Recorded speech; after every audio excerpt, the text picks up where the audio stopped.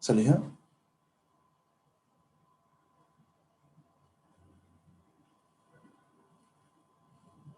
I'll wait for your cue to start.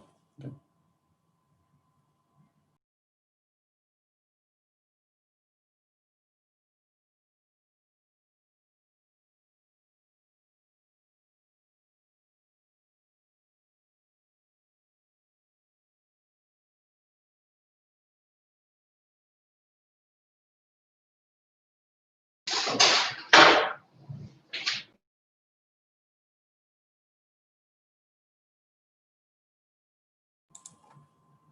Okay, thank you.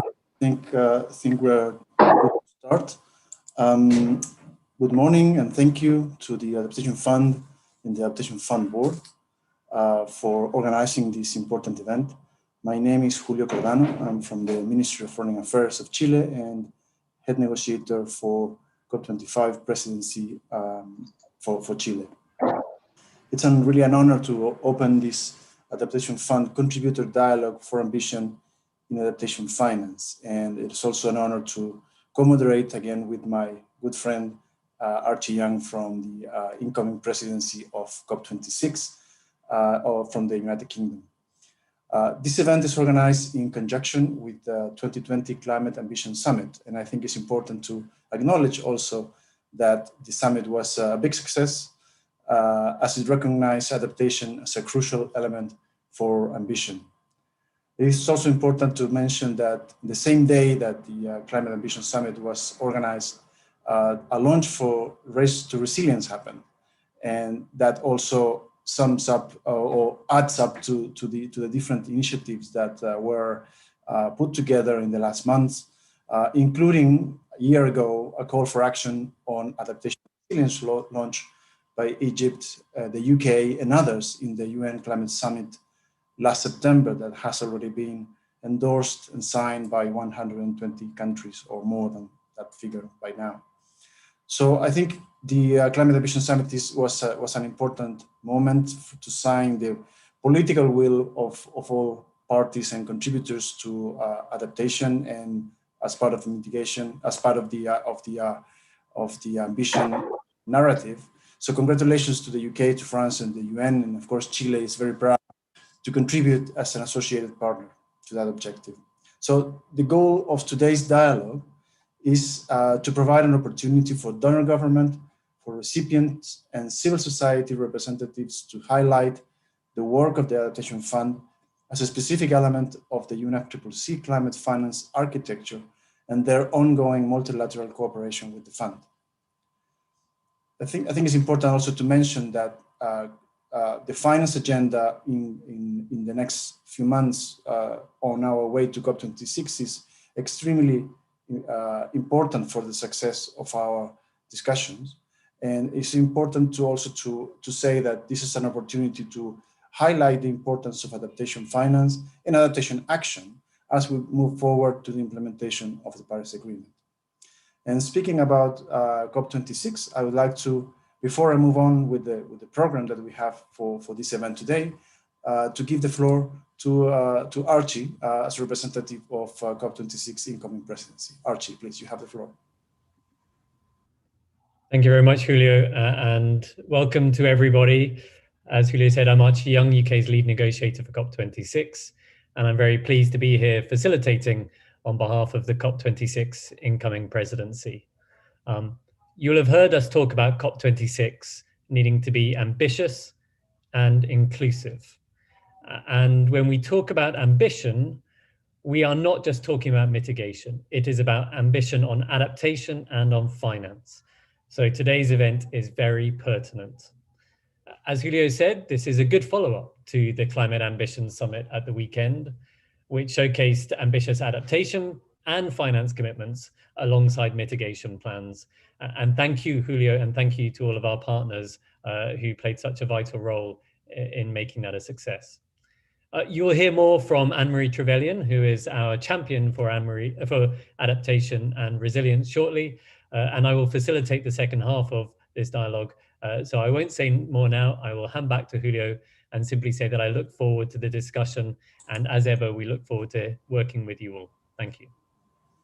Thank you very, very much, Archie. This is clearly a collective endeavor, and we're pushing all to this in the same direction. So just to show, just to give a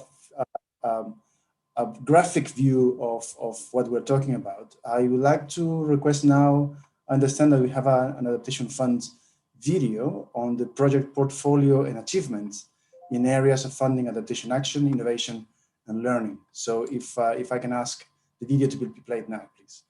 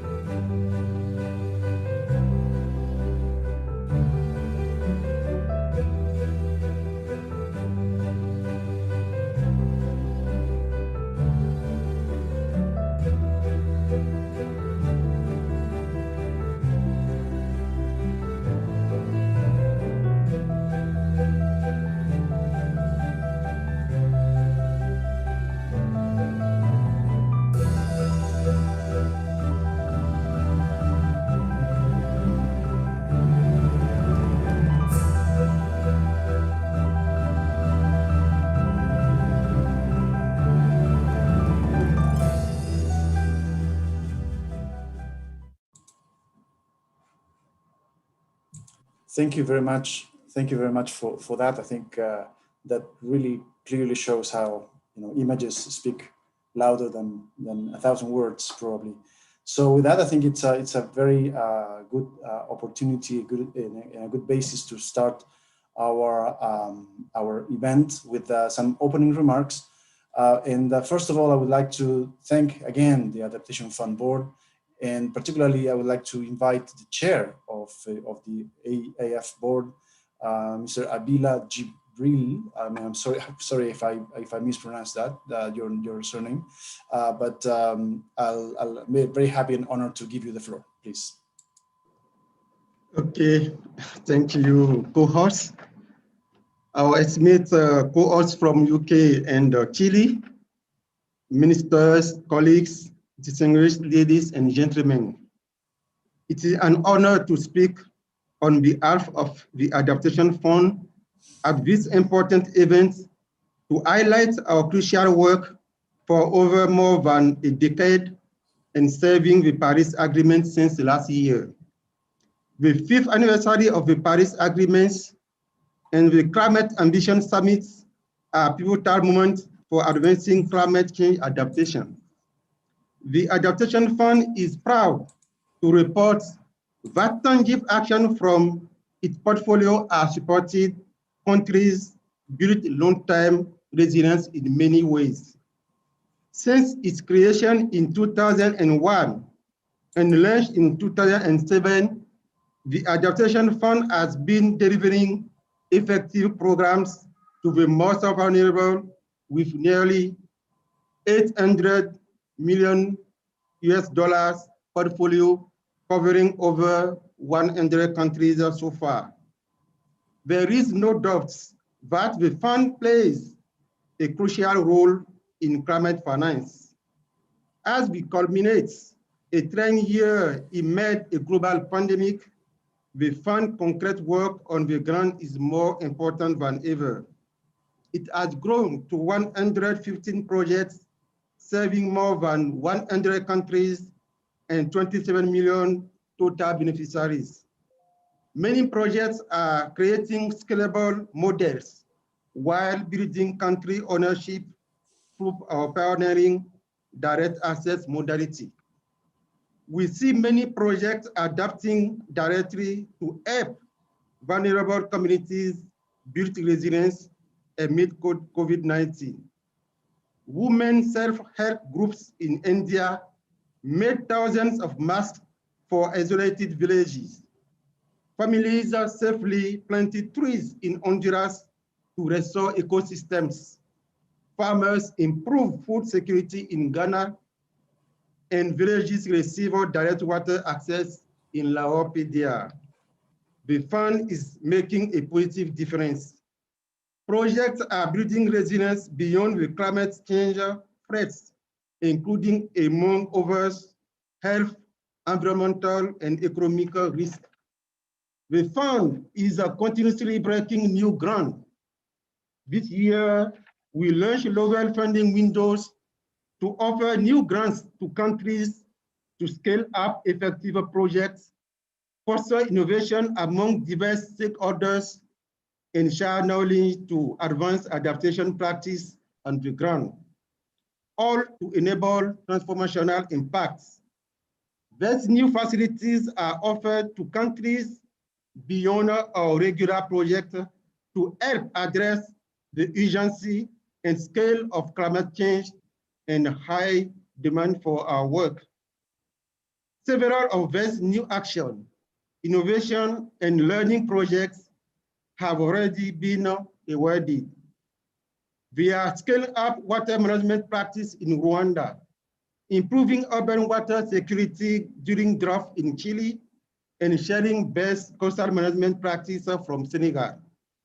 The board also just approved a dedicated funding window for enhanced direct access, which will fund pioneered proof of projects in South Africa, Costa Rica, and others.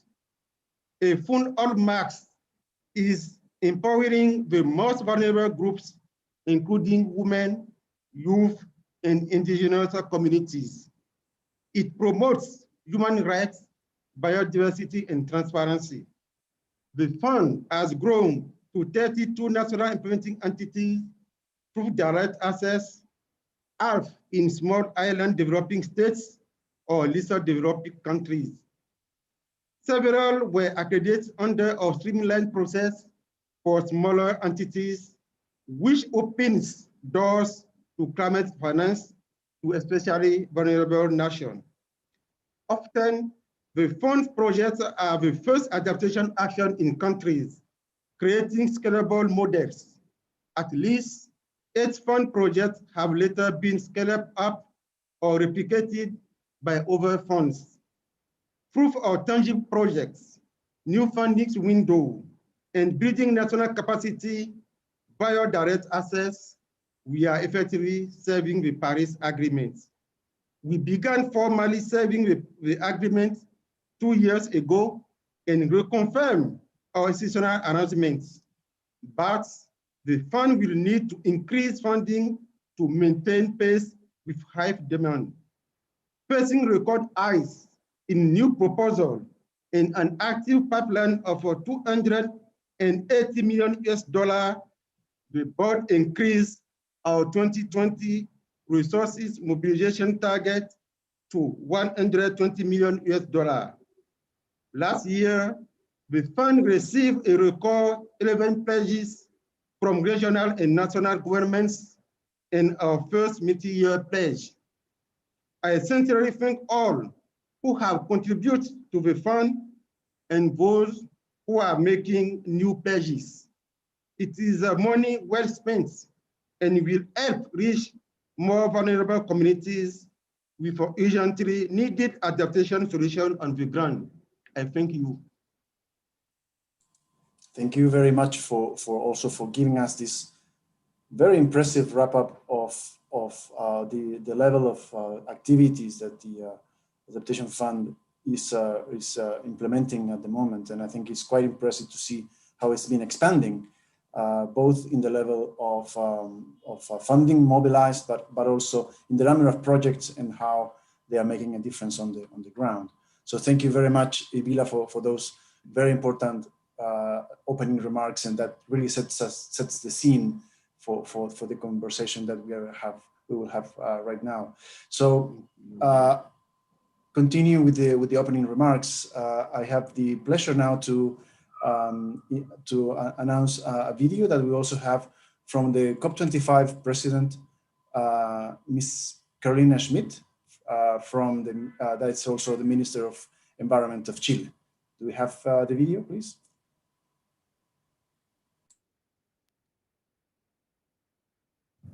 Dear friends, it is a pleasure to open this dialogue for ambition in adaptation finance. Let me be clear. Adaptation action and ambition is more crucial than ever.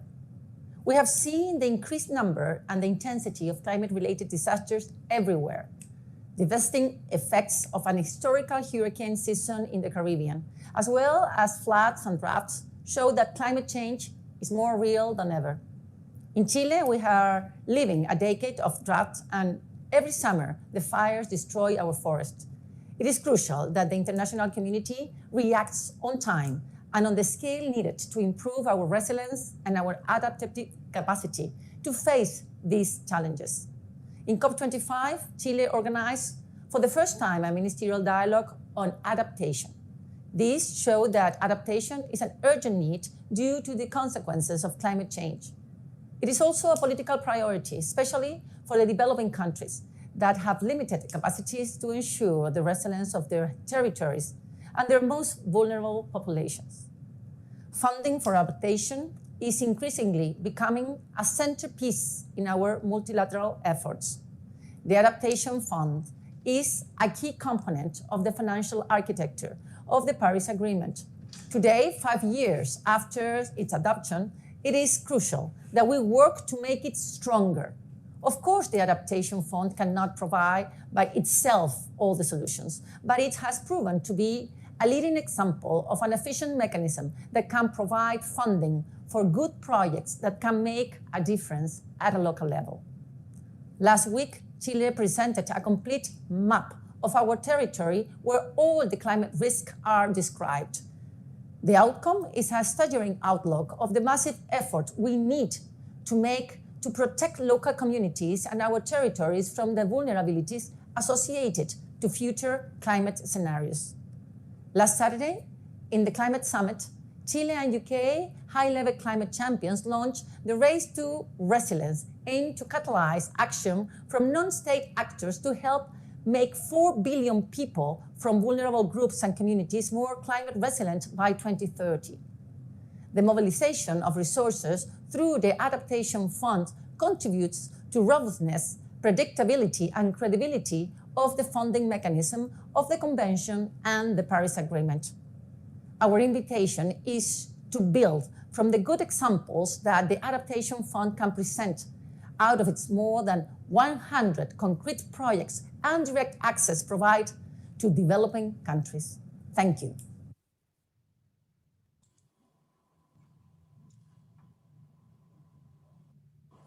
And thank you very much for those remarks. Now continuing with the program, I would like to offer the floor.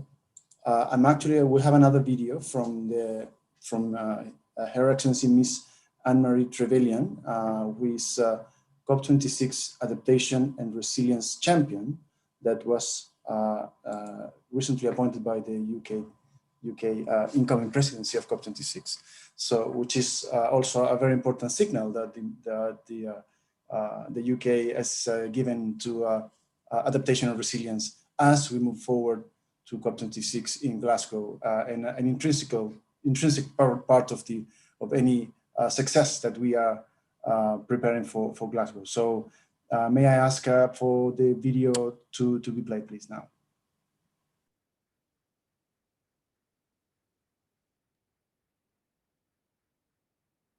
Thank you, distinguished panelists and partners. Good afternoon, good evening, and good morning, wherever you are on our wonderful planet. I hope that you and your families are all safe and well in what has been a challenging year. I am delighted to be here as the UK champion for adaptation and resilience. Getting adaptation and resilience right is critical, not only for COP26, but for the future sustainability of our planet. Over the last few weeks of discussions, myself and the UK COP26 team have heard of the pivotal importance of finance for adaptation and practical action, coming through clearly at the climate dialogues and at the Ambition Summit on Saturday. My first priority is to hear the concerns of countries, communities, and individuals about how the impacts of climate change are affecting you, and to better understand what we as the COP26 presidency need to do. We have to work together to find solutions to what are shared challenges. I am so sorry not to be able to join the event today, but I look forward to working with all of you on matters relating to adaptation and resilience. A leading priority for me is how we tackle the challenges of increasing finance available for adaptation action and to make it more accessible and predictable. I do not need to tell you that action on adaptation and resilience is increasingly urgent. The Adaptation Fund plays an important role in supporting this action. We know that over the next decade, 100 million people could be pushed into poverty as a result of climate change. And adaptation costs in developing countries could be as high as $300 billion every year by 2030. These risks have been further amplified as a result of the COVID-19 pandemic, which has highlighted how important our collective resilience is, and how important it is to restore our balance with the natural world. We recognise the compound challenges to government finances and debt vulnerability that are being faced. So the UK is putting adaptation and resilience at the heart of the COP26 presidency and is prioritizing the support needed to drive practical action on the ground. We have seen that there is the political commitment. This was made clear at the UN Climate Action Summit last year and at the Ambition Summit on Saturday. We must now turn this into action, and the Adaptation Fund plays a key role in supporting this through its concrete adaptation activities. Over the course of the event today, we will be hearing about key achievements of the fund and welcoming the support pledged by contributor governments. We need to identify, share, and celebrate what works to help countries adapt and build their resilience. We need to ensure that the finance is available to fund these activities. More is needed, and the UK will be using our term to call on donors to increase the volume of finance, especially in the form of grant equivalent terms, directed towards adaptation and resilience through bilateral and multilateral channels, as well as through the private sector. The accessibility of finance, particularly for adaptation, needs to be improved. We are asking all donors to meet their commitments, but we also want to see governments and the private sector working together more effectively to increase those financial flows. The Adaptation Fund has led the way on working with national organisations to provide direct access to its resources. So I look forward to hearing from you all on the priorities for the coming year. Now, more than ever, with COVID-19, we need to share problems and work together to solve them. The UK will continue to consult with negotiation groups on all UNFCCC issues, including adaptation and resilience, loss and damage, and finance into 2021. I am delighted to be a part of this great effort. Thank you. Thank you very much. And as you can all see, I think we are in a year where both the presidency of COP25 and the incoming presidency of COP26 place a lot of importance and a high priority for adaptation and resilience, which is a clear indication that we will be working very closely to make sure that priority also in the work that we have ahead of us in 2021 and as we go closer to COP26. So the last intervention from this opening remarks section is my dear friend Ovais Sarmad, who is the Deputy Executive Secretary of the UNFCCC Secretariat. Ovais, please, you have the floor. Julio, great pleasure to see you and Archie and the chair of the Adaptation Fund Board. Thank you very much for this invitation for the UN Climate Change Secretariat, which is your secretariat, to allow us to share some thoughts and perspective from our side on this very important initiative and event that is taking place now. As you all know, as we know, next year we celebrate the 20th anniversary of the Adaptation Fund. As the fruits of this forward-looking milestone have now come to bear, the fund demonstrates measurable success delivering support to adaptation projects and programs around the world. I would thus like to congratulate the fund, its administration and its board for the extremely important role that you all play in addressing the challenges of climate change faced by especially the vulnerable communities around the world. Thanks to the pioneering effort of the fund and its partners, innovative funding modalities, including direct access, have empowered many countries, many societies around the world, which has allowed us to build the trust and the momentum in the process, and has at the same time delivered the much needed assistance through the multilateral system. It is increasingly clear that these efforts must be strengthened as ambition and the need for adaptation action and support continues to grow. The fund speaks to the action required by the historic Paris Agreement, an agreement that places unprecedented importance on the need to act to empower people to adapt to the adverse effects of climate change as we are all seeing. The fund has additionally continued to advance its work towards extraordinary circumstances this year. I would like to commend the fund in rising to the challenge of progressing on all areas of activities for the vulnerable communities to build resilience to the climate change alongside the unprecedented exigencies of the pandemic that we are all living through. In the course of the year, and especially the Ambition Summit that we witnessed on Saturday, we have heard the recognition to strengthen the support for adaptation finance and action.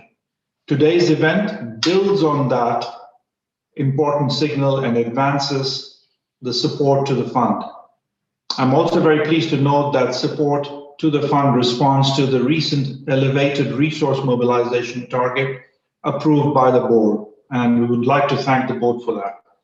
And the demand for the fund that continues at a very high level. I can only emphasize that the fund has delivered tangible results to date, now totaling beneficiaries of over 9 million persons around the world. This is impressive.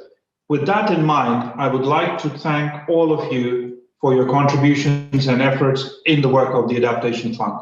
Your inputs are valuable and needed, and more urgent than before. I encourage all of you to continue your important efforts to ensure the excellent efforts of the Adaptation Fund to continue well into the future. From our side, from the Secretariat, please rest assured that we are with you to work and to support your initiatives to take this forward, especially in the coming year, which is going to be an extremely important year, for which we'd like to thank both the Chilean presidency, the incoming UK presidency, for guiding us through to hopefully a successful COP next year. Thank you very much. Thank you very much, Ovais, for those words, which I think are a very good conclusion of this section of opening remarks for the interventions that will follow now on this event. So before we open up, I would like to for the interventions, I would like to pass on the baton of the conduction of the meeting to my friend Archie Young, that will take over from now. Archie, please. Thank you very much, Julio. And thank you again to our opening remarks, which I think have, as you say, very much set the scene. We now turn to a series of interventions from countries and representatives of groups as well, which hopefully give a good spread of the perspectives and the positive contributions of and to the Adaptation Fund. If I can turn first to His Excellency, Mr. Alain Marron, Minister for Climate Transition, Environment, Energy and Participatory Democracy of the Brussels Capital Region in Belgium. Monsieur Marron, you have the floor. Thank you very much, and hello everyone. It's a great pleasure to participate to this dialogue and affirm our support to the Adaptation Fund amid the global sanitary crisis. Climate change is impacting the most vulnerable countries the hardest, we know that, bringing along many challenges with the need to adapt. COVID-19 has worsened the situation in many countries, and the need for support and cooperation is now stronger than ever. In that regard, the support of the Adaptation Fund is essential. I was happy to read that the fund deployed concrete actions to help with climate and health resilience of local communities, and even support more gender equality in the projects. The COVID pandemic showed us the strong interactions between our health and the preservation of our ecosystem. Therefore, the need to support adaptation actions is essential. I'm impressed to hear that so many projects are in the pipeline. That is why the Brussels Capital Region has always been a strong supporter of the Adaptation Fund activities. The innovative direct access of funding, as well as the readiness programs, also play a key success factor. The board's decision to increase its resource mobilization target for 2020 by a third to $120 million was the right decision to make in order to step up the resource mobilization. I'm pleased to announce that the Brussels Capital Regions decided once again to support the Adaptation Fund for more or less 200,000 euros in 2020. Since its first contribution, my region has contributed for nearly 5 million euros. I'm also happy to report that the Walloon region, southern part of Belgium, by its Minister for Climate, Mr. Philippe Henry, is committed to donate 3.8 million euros to the funds in 2021. Lastly, I would like to express my appreciation to the work of the fund, and thank you for organizing this dialogue. I'm looking forward meeting all of you soon at the COP26 at the latest, and I hope it will be soon and possible. Monsieur Marron, thank you very much both for the endorsement of the board's decisions and of course for your announcements of contributions by Brussels and also the Walloon region. Thank you very much indeed. We now turn to a video from Mr. Jochen Flassbart, the State Secretary from the Federal Ministry for Environment, Nature, Conservation and Nuclear Safety from Germany. Jochen, over to you. Dear colleagues and friends, thank you very much for inviting me to today's event. I'm delighted that despite the postponement of the COP, the British and Chilean presidencies decided to host this year's Contributors Dialogue. The dialogue is a fixed event in my calendar. With the long-standing German support to the fund, be it the legal capacity granted under German law, our involvement in setting the fund up under the Kyoto Protocol, or facilitating the smooth transition to the Paris Agreement. The Adaptation Fund is very dear to me, also in respect that the decisions are taken in close collaboration between developing and developed countries. No one of us could have predicted in Madrid last year that the world would go into a lockdown fighting a global pandemic with unprecedented human, economic, and ecological consequences. Due to weaker health systems, mounting debt, and higher vulnerabilities caused by climate change, induced natural disasters, developing countries are incomparably harder affected by COVID-19. Already before the COVID-19 crisis, the Adaptation Fund was well placed to fighting the roots of zoonotic diseases such as COVID-19 through making communities more resilient to external shocks by project interventions which reduce water and food dependencies and increase disaster risk preparedness, often through work on the ground using existing locally led adaptation practices and indigenous wisdom. I am therefore glad to announce another German contribution of 50 million euro to the fund. This support is invested into an institution with an impressive track record on adaptation knowledge gained from 105 projects in 102 countries. The contribution will also help to fund to continue implementing the midterm strategy, which focuses on supporting action on the ground, innovating adaptation finance intervention and practices, as well as scaling up viable solutions in collaboration with the Green Climate Fund. This fund is formally on equal footing with the Global Environment Facility and the Green Climate Fund under the Paris Agreement. It has its own distinct features and specialization and is more relevant than ever to fighting global challenges, respecting biodiversity and the integrity of human interaction with the nature in its planetary boundaries. Dear Chairs Ibila and Miko and the Adaptation Fund Secretariat staff, my dear colleagues and I are grateful for your tremendous efforts as well as your vision and aspirations for the fund. May you and your family stay healthy, and let us continue to capitalize the numerous innovations which were supported and piloted by the fund. Thank you and bye-bye.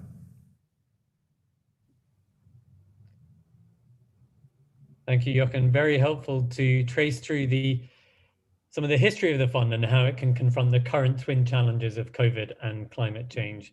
And thank you as well for the German contribution of 50 million euros announced today. Thank you very much for that.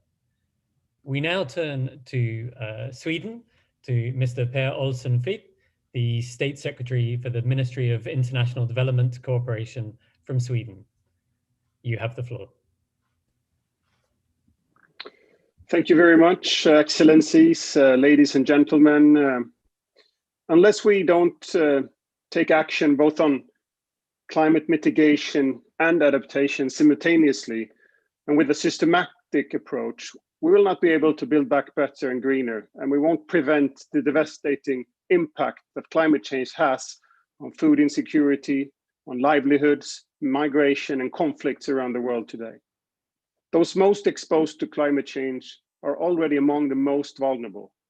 And in order to leave no one behind, we need to accelerate action along the whole scale of climate-related measures, reduce emissions, mitigate, build resilience, and invest in adaptation.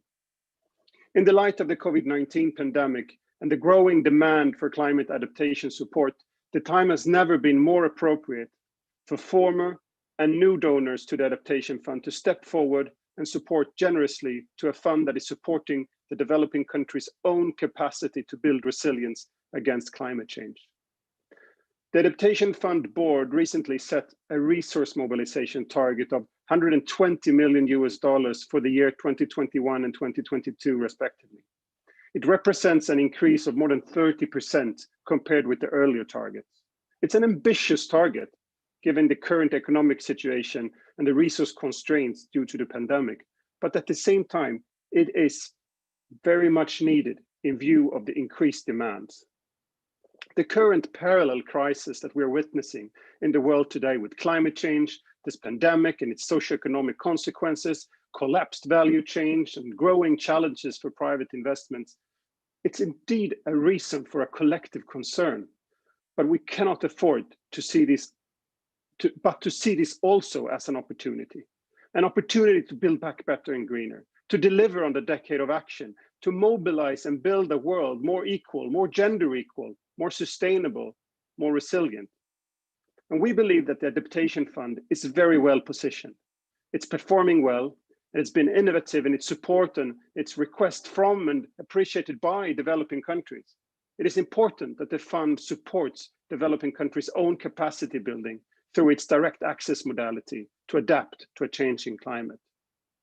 To improve financial predictability and possibilities to long-term planning for the fund, the Swedish government signed its first multi-year agreement with the fund in 2019, providing approximately $60 million over 4 years.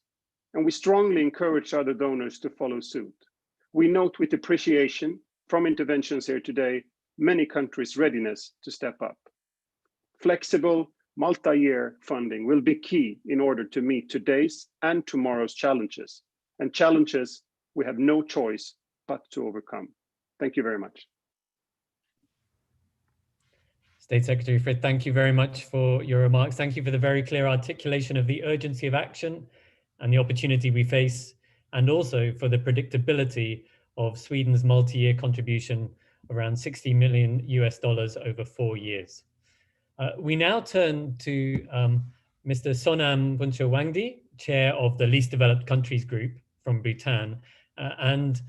Sonam, can I please first congratulate you on the Thimphu Ambition Summit from last week as well, a very clear demonstration of the ambition and determination of least developed countries. Sonam, you have the floor. Thank you, Archie. Co-chairs Archie and Julio, Chair of the Adaptation Fund, Excellencies, ladies and gentlemen. It's good to see you all safe and sound, although we are really missing the physical meetings. We hope that we'll be able to meet soon. Thank you for the invitation. It's my honor to represent the LDCs at this high-level event organized by the Adaptation Fund. Adaptation Fund is very close to the heart of the LDCs. At the outset, I would like to also recognize the role that the fund has played. Out of the 46 LDCs, 30 have accessed funds from it, which virtually is about 1/3. Also, in terms of the accredited national implementing entities, 1/3 of the entities are from the LDCs. In fact, recently, my country has also has achieved this accreditation, and we will be looking forward to processing bigger projects from the fund. The fund plays a very important role in delivering enhanced access to grant-based support for our national adaptation plans, priorities, and actions. It is timely that this event is organized. We see the rising needs and demands for funding support for a high number of proposals for concrete projects, as well as innovation, learning, and project scale-up grants. There was a strong call for the support for adaptation and resilience building from the LDCs at the Thimphu Ambition Summit, which Archie referred to, which was held on 9 December, as many LDCs are preparing national adaptation plans. It is also important that the fund continues to support the most vulnerable countries in their efforts to address climate change. This is particularly important considering our limited capacity and now being hit by the economic impacts of COVID-19. To countries contributing to the fund, I would like to highlight that 1 billion people living in the 46 LDCs are facing quadruple crisis of poverty, climate, nature, and COVID-19, and are experiencing exacerbated, unprecedented challenges to develop sustainably in the face of climate change. The current impact of climate change has made development very difficult and expensive for LDCs. Mobilizing national resources to support adaptation work has been highly jeopardized by the effects of COVID-19 pandemic on our economies, where resources have been reprioritized and allocated to pressing needs of the populations. Unless scaled up, new and additional finance is secured, a significant deficit of adaptation funding is likely. It is critical that efforts by all developed countries to mobilize and make accessible climate finance continue with an upward trend from the current levels, particularly grants for adaptation, which is a vital priority for developing countries and in particular for LDCs. As LDCs, we count on Adaptation Fund to play an important role in delivering on the adaptation finance commitments under the Paris Agreement. Specifically scaled up grant-based financial resources for adaptation based on priorities and needs of particularly vulnerable and capacity-constrained developing countries. This also includes efficient access to finance through simplified approval procedure and enhanced readiness support, in particular for LDCs and small island developing states. We need predictable and sustainable resources for the Adaptation Fund to meet these needs and implement the Paris Agreement. As LDCs, we are ready to work with our partners to make this happen. I would like to thank you again for the invitation extended to LDCs to speak at this important event, and would like to finally urge strong international cooperation and solidarity to address challenges of climate change and COVID-19. We must all work together to leave no one behind. I thank you. LDC Chair Sonam, thank you very much for sharing the progress made by LDCs in accessing funds from the Adaptation Fund, and also the important role that plays in LDC planning. Thank you very much. We now turn to our good COP26 partners, Italy. Mr. Oliviero Montanaro, the Director General from the Directorate General for Sustainable Growth and Quality of Development, Ministry of the Environment, Land and Sea of Italy. Mr. Montanaro, the floor is yours.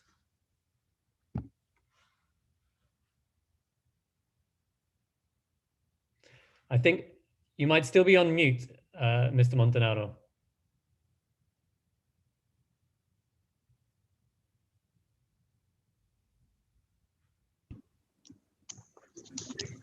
Yeah, good morning. I'm Angelo Martinelli. I'm speaking on behalf of Mr. Montanaro. And it's a great pleasure and honor to join this dialogue as we recognize the important work the Adaptation Fund plays to support the most vulnerable communities by financing effective adaptation and resilience projects, which helps them address the worst effect of climate change. The Adaptation Fund plays a particularly important role as it fosters a strong system of direct access to resources while ensuring the monitoring and transparency of approved projects.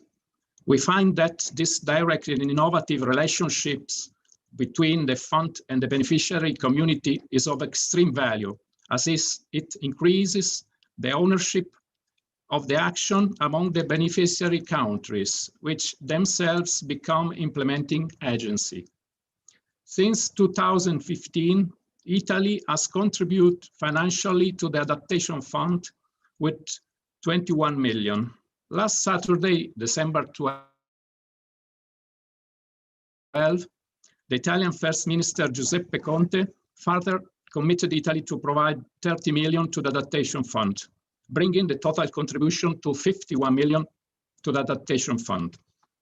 In addition to direct funding, our ministry works in synergy with the Fund's Secretariat to strengthen the Adaptation Fund projects through its bilateral cooperation programs.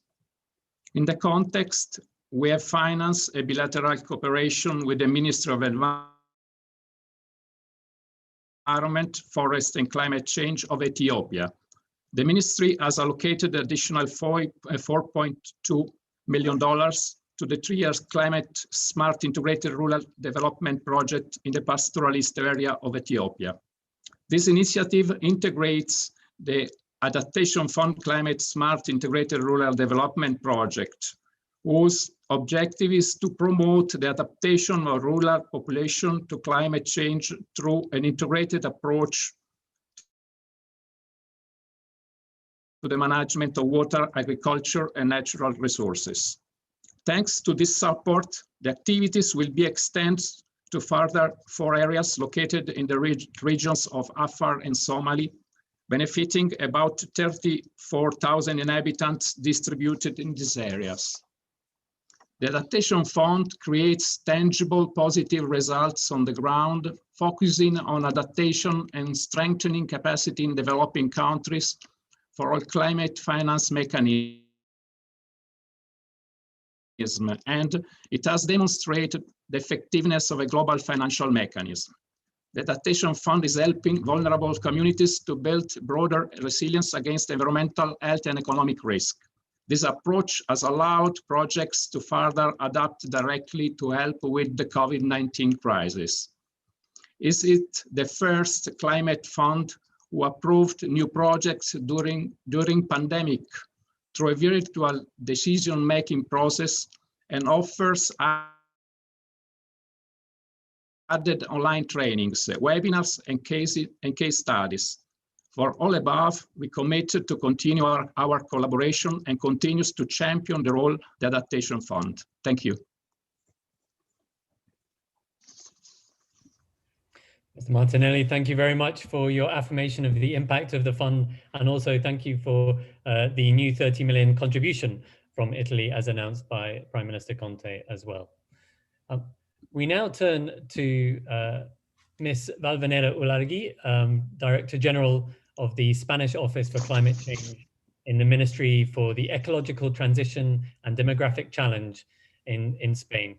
Valvanera, tiene usted la palabra. Gracias. Thank you, Archie. Gracias. Good afternoon from Spain.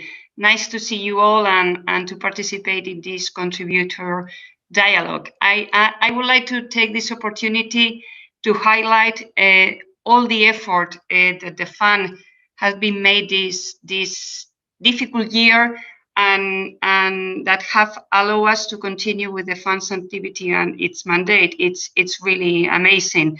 The Adaptation Fund has proven to be a success, a clear example for an innovative instrument, a well-designed instrument, a collaborative instrument that even in this difficult point in time has been able to deliver with very, very good numbers in projects and also in resources. So congratulations to all of you, and I'm very happy to be also part of this good family. Spain has been part of the Adaptation Board since the very beginning, supporting its development, evolution, and articulation. And last year at the Climate Action Summit in New York, our president announced a new contribution of 2 million euros for the Adaptation Fund, where the first tranche was already disbursed in 2019, and we are closing our negotiations with the Spanish trustee to be able to disburse the second tranche in 2020. So we will have the 2 million promised by the president this year. This contribution is aligned with the Spanish development cooperation priorities, which consider that the 2030 agenda and the Paris Agreement has to be the cornerstone of such cooperation. And moreover, is also in line with the recent post-COVID recovery strategy of the Spanish cooperation, where the urgency to save lives is prioritized, but also the need to necessarily move our societies and our economies to a new transformation, and especially not to address the climate and the health emergency that are part of the same coin and should be part also of the same response. In addition to our participation through financial contributions and in the board of the fund, we are also very committed, and I think that is also very important for this fund, to disseminating the most relevant information on how to access the fund's resources. In this sense, we are working with the Secretariat on communication actions and training, and especially for the Latin American and the Caribbean region. To finalize, let me point out some challenges about the future, about the near future of the fund, and how is the Spanish perspective. As previous speakers, we believe that the Adaptation Fund will have to continue to play a very key role, and now more than ever, as building resilience in our economies has proven to be a key pillar to tackle both environmental, climate, but also health crisis. So it is really an innovative and a pioneer instrument in that sense. So we need to focus on strengthening it. Since Katowice, the Adaptation Fund serves under the Paris Agreement, so many new opportunities for communities to adapt to the adverse effects of climate change have already emerged, and we have to also cope with all of them, and we have to create the capacity to get a good network on the necessities that are increasing. The next challenge is to ensure, as I said, that the fund continues to be a success with all the knowledge and experience generated. So strengthen efforts, enable the fund to provide greater access for developing countries to financing the needed for adaptation. Look across the board, reaching key sectors such as agriculture, food security, coastal areas, biodiversity, all the necessities that our sectors are now suffering, all these crises. We also need to be able to mainstream our efforts and enhance cooperation with other climate funds, as this is the only way to build a global and effective response for the years to come.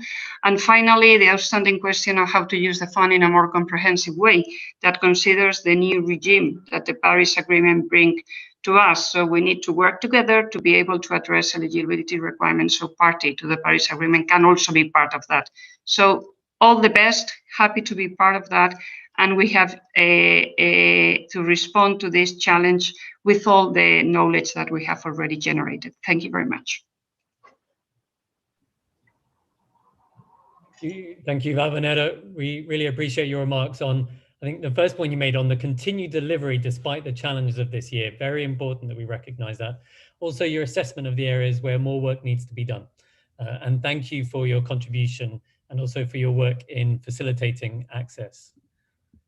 We now turn to Monsieur Jean Lemire, the climate envoy from Quebec, Canada. Monsieur Lemire, vous avez la parole. Merci beaucoup, dear guests and colleagues. It's a real pleasure to be here with you today on the occasion of this Contributors Dialogue. I would like to sincerely thank the Adaptation Fund Secretariat for giving me the opportunity to present Quebec's perspective on adaptation finance. In Quebec, we have been committed to fight climate change for nearly 20 years now, in order to both protect the environment and ensure a sustainable economic development. Recently, Quebec launched its plan for a green economy, which will continue the efforts that have been made to date by investing in extensive building, business, and transportation electrification projects from now until 2030, and making Quebec more resilient as a society to the impacts of climate change. This plan also reflects Quebec's commitment to the Paris Agreement and to the international efforts to achieve carbon neutrality by 2050. While it is necessary to implement innovative initiatives to fight climate change at the local level, we believe it is just as important to contribute to the essential global effort to decarbonize our economies and adapt to the impact of climate change. We really believe that states and regions can also be drivers of change at the international level. Therefore, we have committed to this global effort by implementing a series of initiatives that help support clean tech transfer and capacity building in developing countries that are the most vulnerable to climate change. We began by creating a structuring international climate cooperation program to support cooperation projects between university, research, international cooperation organization, and Quebec's private sector on the one hand, and the most vulnerable Francophone countries on the other. This program is more than a financial contribution. It's an important transfer of knowledge for local populations. Quebec was also the first federated state to financially contribute to the least developed country funds operated by Jeff. We also have recently developed a partnership with the FAO, making it possible to carry out an international solidarity project to build planning and adaptation capacities for food security and nutrition in Senegal and Haiti. By contributing to the Adaptation Fund, we wanted to expand our action on adaptation finance with an organization that serves the Paris Agreement and that is recognized for its ability to carry out effective and tangible work on the ground for the most vulnerable countries. Quebec was pleased to be able to make this contribution, which we believe provides real benefits to populations that need to build resilience to climate change. Dear friends and colleagues, we are all writing an important chapter of our history, and our decision will influence the future of generations to come. So thank you all for your contribution, and let's influence others to contribute to a better future for all. Thank you. Thank you, Monsieur Lemire. Thank you for the support of Quebec and for really articulating the role of states and regions in this effort, and also the solidarity of taking domestic action, but also supporting action in the most vulnerable countries. Thank you very much. We now turn to Ms. Carla Montesi from the European Commission. Ms. Montesi is the Director for Planet and Prosperity in the Directorate General for International Cooperation and Development. Ms. Montesi, you have the floor. Thank you, dear all. Very happy to join you in this dialogue. This event, of course, is particularly timely because it follows the very good outcome of the Climate Ambition Summit that took place on Saturday. Let me say that the new encouraging commitment that have been announced there confirm that an ambitious climate action is possible even in the difficult COVID-19 period. Now, the European Union is a new contributor to the Adaptation Fund, but today I am happy on behalf of the European Union to confirm you that our 10 million euro contribution to the fund will be released in the next few days before the end of the year. As you know, the European Union and the member states are the largest provider of public climate finance in the world. If I take just the amount that we have engaged last year in 2019, let me say that the European Union and its member states provide support for an amount more than 23 billion euro. So this represents about 1/50 of the developed countries' goal to mobilize $100 billion per year in climate finance until 2025. And this, of course, demonstrates the European Union determination to continue scaling up the international climate finance contribution. As it was already said, providing sufficient funding to adaptation action is essential. The European Union is aware, of course, about the concern of developing countries who report about funding shortage. Let me say that we are continuously trying to address this concern, and we allocate more than half of all the funds that are dedicated to the climate action, to the adaptation objective. And we will continue to do so also in the next future contribution. Let me say that for the next 7 years, the European Union has set an ambition target. We intend to allocate at least 30% of the budget to climate action. And if I take the budgets that will be dedicated to the external action, to our international cooperation, will be more than 24 billion coming from the European budget that will be dedicated to the climate action. So a huge engagement and an important contribution. This will apply, of course, to 30% of the budget specifically dedicated to the climate action, but for the rest of the budget, will have to be used according to the principle of doing no harm to the climate and the environment principle. So, an important commitment from the European Union.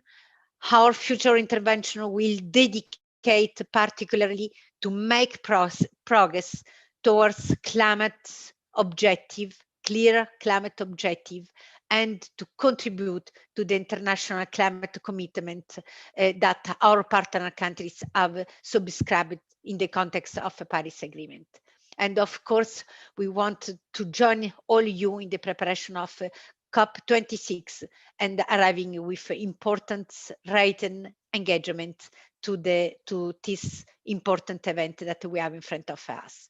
Thank you for your attention. Montesi, thank you very much for your support for COP26, but also thank you for the 10 million euro contribution that will be released very shortly, and also for putting it in the context of broader EU support for climate action. Now, we've heard a really valuable set of remarks from mostly contributors, but also recipient governments. And we've heard from a really good diverse range of national governments, of states and regions, and also just now from a bloc. My son is clearly very interested in it. I'll come and find you after this is finished. But now, apart from hearing from him, we will hear some reflections from implementing entities and civil society. So if I could now turn to Ms. Marianela Fioli, the Executive Director of Fundi Cooperación para el Desarrollo Sostenible en Costa Rica. Ms. Marianela Fioli, tiene usted la palabra. Muchas gracias. Thank you, and good morning, good afternoon, and good evening. Hi from Costa Rica. And I'm very honored to be part of being able to share our part from Costa Rica. We are at the final stage of a program in Costa Rica, of an Adaptation Fund program, and we have witnessed the relevance of the very strong focus that Adaptation Fund has given to the direct access, and we have seen how that direct access has definitely strengthened and benefit from the local leadership of the local organizations and communities taking the action forward on the adaptation actions, very specific actions and very effective actions that actually the resilience has helped during to prepare better on the COVID pandemic. As an example, we have communities that before the Adaptation Fund program used to have access on water 5 hours a day, and through the program strengthen their local aqueducts to 24 hours a day of water access. And so you can imagine how when the pandemic comes, that's definitely something that help make them stronger to overcome and on all of the new issues that the COVID has caused in our communities and our daily life. Also, the actions on food security definitely also has strengthened the resilience on local communities. We have also seen that and I think that the Adaptation Fund has been innovative in so many ways, and we have seen the relevance of the enhanced direct access. We have implemented the focus on enhanced direct access, and we have seen and proven success in Costa Rica. More than 50 different projects and more than 50 different executing entities and different communities that have taken their lead in the actions, in the adaptation actions. And this has also, more than the direct involvement, has also triggered much more actions within the communities and within the organizations. And I think that also shows that the Adaptation Fund is a very effective mechanism, and I think that through the program with the Adaptation Fund, we have created a strong and flexible capacity, strong and flexible, which seems contradictory, but it's not. It's what we need, and that helps on creating a potential scalable model. And I think that with additional resources, and that we thank you on committing, these additional resources will definitely expand impact. And as it was mentioned by you, Mr. Young, before, and as we all recognize, it will also help on accelerate the ambition that we all recognize is much needed. Thank you. Thank you, Ms. Fioli. And thank you for sharing your thoughts there, which I think we're having a recurring theme today of delivery despite COVID, and also on some of the synergies in building resilience in terms of both tackling climate change, building adaptation, and also developing that community cohesion and resilient response to COVID. Really struck by the community-led approach as well that you set out, showing the advantage of using community local knowledge, but also the empowering effect that can have, and absolutely note the opportunity for scaling up that you set out as well. We'll turn now to one of the friends of COP26, Miss Hindu Omaru Ibrahim. Now, of course, I'm sure all of you are friends of COP26, but Hindu is on our panel who help advise and support us and provide us with her invaluable insights as we develop our plans.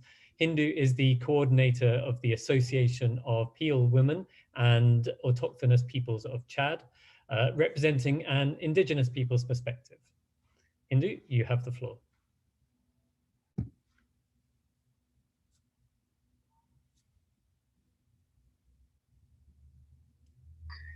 Hi, everyone. Thank you so much for the invitations. I'm going to be very brief.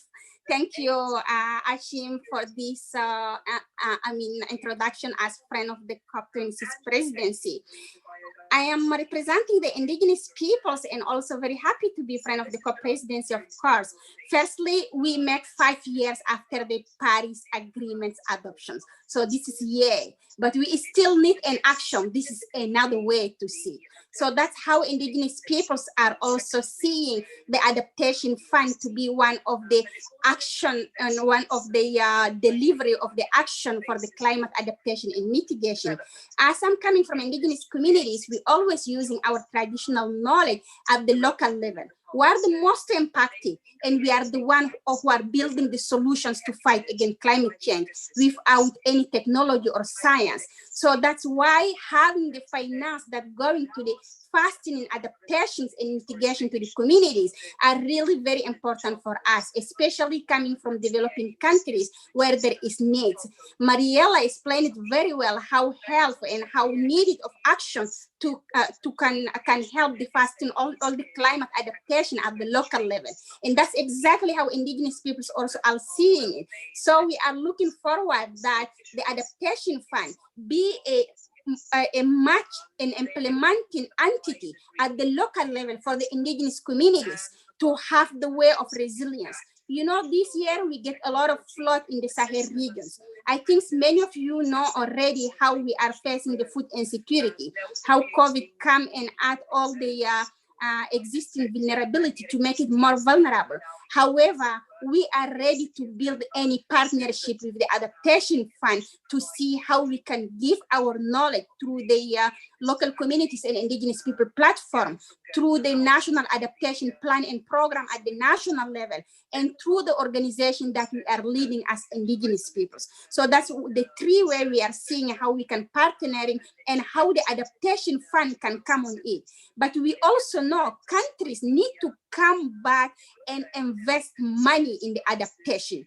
Country like mine can get access to the adaptation fund. It is very difficult to get access to other funding, but to the adaptation fund, it can help us to build the resilience to the communities. So if the developed countries can come and invest on this, that can be very helpful for indigenous peoples and for the most vulnerable. I'm very happy to be with you and listening all from the national focal points, of course, as Ibila that I'm seeing in the screen. I'm very happy to see you. So we need to work together in partners.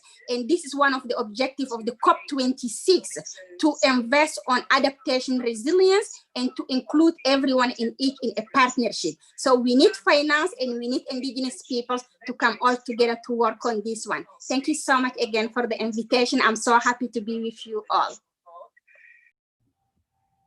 Thank you, Hindu. And I think your last line there said it all. We need finance and we need indigenous peoples to work together on this. So absolutely, your testimony of the power of local community and indigenous people action and some of the challenges of accessing finance that you set out, I think are all elements of, as you say, 5 years on from Paris, huge achievement, but so much more to do.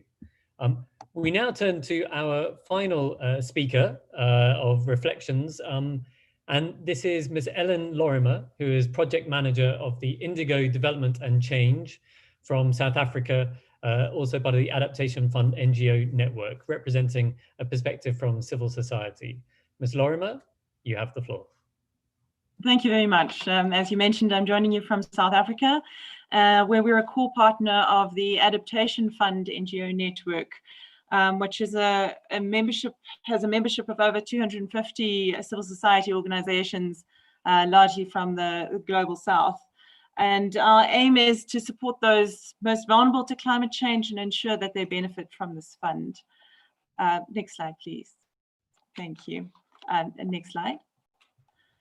So we believe that the Adaptation Fund does serve a very valuable niche in the adaptation finance world, some of which we've heard by previous speakers today. They pioneer direct access and have been very important in the fields of adaptation and piloting new adaptation methodologies. In speaking to local stakeholders, we hear that they find the fund accessible, approachable, and flexible, which has been very important in the times of COVID-19. They also take seriously issues like youth engagement, gender equality, and as you heard from the previous speaker, engaging with Indigenous peoples and taking their views into account. We welcome the donations which have been announced and discussed today, and note that it's multi-year contributions that really provide the stability and predictability that the fund needs in order to make decisions around project funding going forward. Next slide, please. So while we note these contributions are really valued, these are still very low compared to the identified adaptation needs in developing countries. And this led to the institution of a country cap of 10 million per eligible country. We believe that it's time that this country cap be lifted as a matter of urgency, as it's currently limiting the accessibility of the fund. And we believe this should be doubled, particularly favoring direct access entities that this fund supports. To do so, we also need the fund to be even more ambitious in its resource mobilization targets. While it raised these targets by 1/3 this year, I think this probably needs to be more than doubled going forward to adequately meet these needs. So we look forward to another year of engagement with the fund and its various stakeholders. We work with stakeholders at a national level, with our NIEs, and with the fund secretariat and board. And hopefully in 2021, more in-person interactions will be possible thanks to COVID-19. Thank you very much. Thank you very much, Ms. Lorimer. And the main point I take away from that, amongst many really valuable points, is the point about predictability. It's really helpful to have the contribution set out here today, but also that future-looking finance that is so necessary for the forward planning. And absolutely, that point is very well made and very well heard. Thank you for making that so clearly. So we have heard today from representatives, like I said, of national governments, from state and regional governments, from economic bloc as well in the EU. We've heard from recipient country bloc. We've heard from some of the implementing partners and also representatives of NGOs and civil society. We've also had the really helpful introductory remarks from the Adaptation Fund chair, setting out what the board has achieved and where it is going next. And I think through that, we've had a really positive dialogue today. I'll turn to Julio for some remarks, and then I will bring the event to a close. But Julio, over to you. Thank you, Archie. Let me join you in appreciating all the contributions and interventions from everybody. I think it's a clear indication of the urgency of moving forward in this important agenda. And I think, as you were saying, one of the remarkable things that needs to be underlined is that the Adaptation Fund continues its work even in the challenging circumstances of COVID-19 pandemic, and the fact that that hasn't really make a dent in any way in the political will of continue working. I think it's a very good indication on the way forward. And I think there's some other elements that have been described and mentioned, like, for example, the Adaptation Fund being an example of an efficient direct access source of funding. But at the same time, I think it's important to remember throughout the presentations that so many areas of our economies, of our societies have been mentioned that require additional funding for adaptation, that the global task of achieving a resilient world and getting to the level of our adaptive capacity that is sufficient and commensurate with the work that we need to do in order to implement the Paris Agreement. I think it's really a major task. It's a fundamental and a survival challenge for many communities in many countries. So I think it's very important to see that we set our eyes in the horizon of how much really mobilization of fund needs to happen and close that ambition gap in adaptation funding, which of course the Adaptation Fund cannot by itself do. But at the same time, I think it's a crucial component of the global effort. The Adaptation Fund is making a difference at the ground level, and also is a starting point to show examples of real transformative change that matches also the priorities of developing countries. And I think that's the great contribution of the Adaptation Fund, that can show the way in a way that as we scale up financial funds, we try to see examples like those of the Adaptation Fund to make sure that the adaptation is not only timely and sufficient, but also that points in the direction of what is needed, and that social needs are taken care of, and I think that's a clear indication of how much the Adaptation Fund can contribute to this global effort. So I think the discussions and interventions today have really shown the direction of travel in the priorities and the need to scaling up adaptation funding. And I think I get the feeling that that we're all working together in the same direction, and that this event has really given us the opportunity to to continue building up our momentum towards COP26. So thank you very much again for all the contributions, and back to you, Archie. Thank you. Thank you, Julio. And thank you all. Thank you to the board members, to government representatives at all levels. Thank you to civil society partners and the Adaptation Fund Secretariat. It has been, I think, incredibly valuable to hear about the significance of the Adaptation Fund's work and really welcoming the contributions that will strengthen the position of the fund into 2021. We've heard very positive messages about the continued delivery despite the circumstances. We've heard and we welcome new contributions. We heard about the power of community action and affirmations of the value of the fund, especially in terms of accessibility. We also heard challenges, challenges around scale and predictability in particular. And those, both the positives and some of the challenges, they apply to the fund, but also I think they apply more broadly when we're looking at climate finance and particularly adaptation finance. And with COP26 being such a critical COP for finance, I think it's very helpful for us all to reflect on and learn these lessons on mobilization and delivery of climate finance. And the messages today, they chime with what we have heard in many meetings, in many consultations and regular engagement with parties and constituencies throughout the year. The recognition that progress on climate finance has been made, but also that so much more needs to be done on the quality of finance as well as the quantity. That's to say the right type of finance for the right circumstances.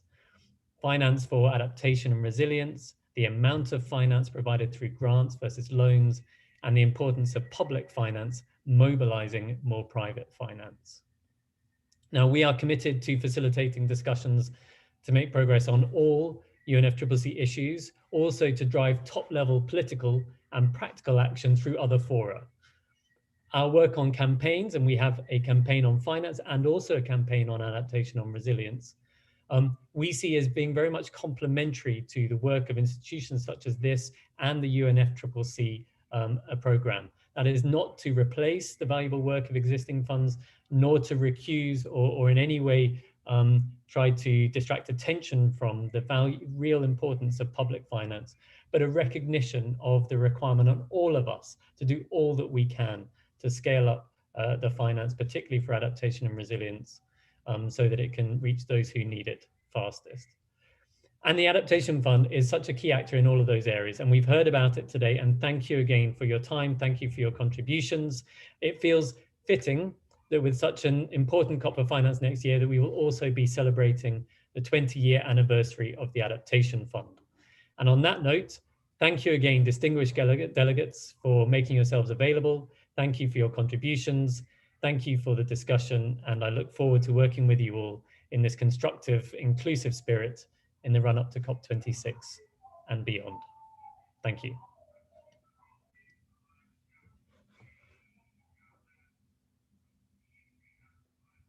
Thank you to you. Bye-bye. Bye-bye. Take care. Thank you. Bye-bye. Thank you very much. Bye-bye. Thank you.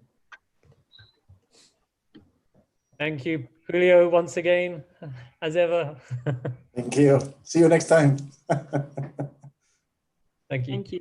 Mr. Jibril, we'd be very welcome any comments, any feedback you have, how the event went from you, what more how we can take the conversation forward as well. Perfect.